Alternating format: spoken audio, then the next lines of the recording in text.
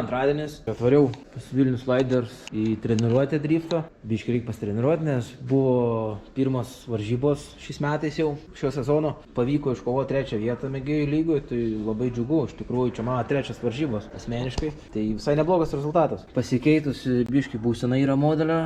Tai ir servą kitą jau pasikeičiau, nes ten buvo bagio, tai artėja bagio sezonas, reikia grąžinti tenai. Gyro pasikeičiau, dabar Futabos gyro įdėta yra. Labai skiriasi gyro vykimas tarp Yokomo tos į G302 ir va šitos gyro, kur yra čionais Futaba 550. Tai aišku, šitos kaina 100 eurų, o anos gal 5 eurų. Dar įdomus dalykas su gyroskopais, kas nežinojo, tai kai kurie gyroskopai turi kryptį, kaip reikia įsidėti, nes, pavyzdžiui, būtent šita Futaba, tai ją gali dėti 2 kryptim. Jeigu įdėsi netinkamai, jinai tada netinkamai ir veikia. Įsidėjau kitą ir variklį, pat ir SC greičio reguliatorius kitas, tenais tas džiustokas labai toksai ribotas yra, tai ten nieko su juo daug neįspausia. Šiandieną vėl atėjom pasitreniruosim, pažiūrėsim kas gero, turėtų daugiau liaudės susirinkti, porinių pavažiuosim, tai bus įdomu, manau. Tai va, galim pasižiūrėti, kad dar gero yra čionais, va, Aurelijaus kėbulas Mustango, žiauriai gražus kėbuliukas. Darbo įdėta labai daug į tą kėbulą. Dabar irgi yra pasidaręs Aurelijus BMW kėbulą, irgi žiauriai kietai atrodo. Tuoj parodysiu. Štai va čionais va. BMW kėbuliukas. Žiauriai kietai atrodo, irgi daug detalių padaryta. Varžybos vyko tokioj trasoj, tai sakau, pavyko iškovoti 3. vietą. Įdėsiu nuotraukų.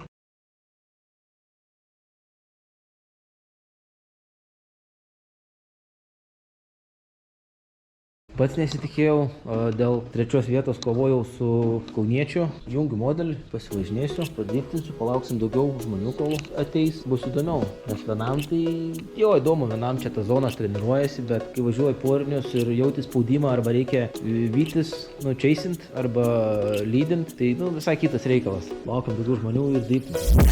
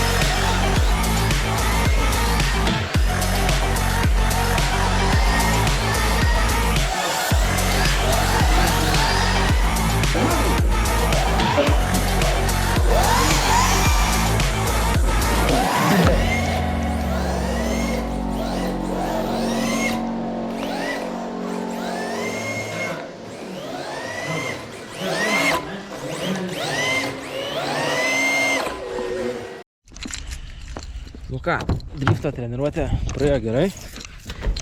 Net snygt pradėjo, prisnygo. Tai super treniruotė, patiko. Pasireguliavau modelį dar. Bet tuo elektroniką gausiu naują, tai tas reguliavimas gali būti biški veltui, nes su kita elektronika vėl važiuos kitaip modelis. Nu, bet esmė tame mokintis ir dar kartą mokintis. Tai va, gerai, iki kitų kartų.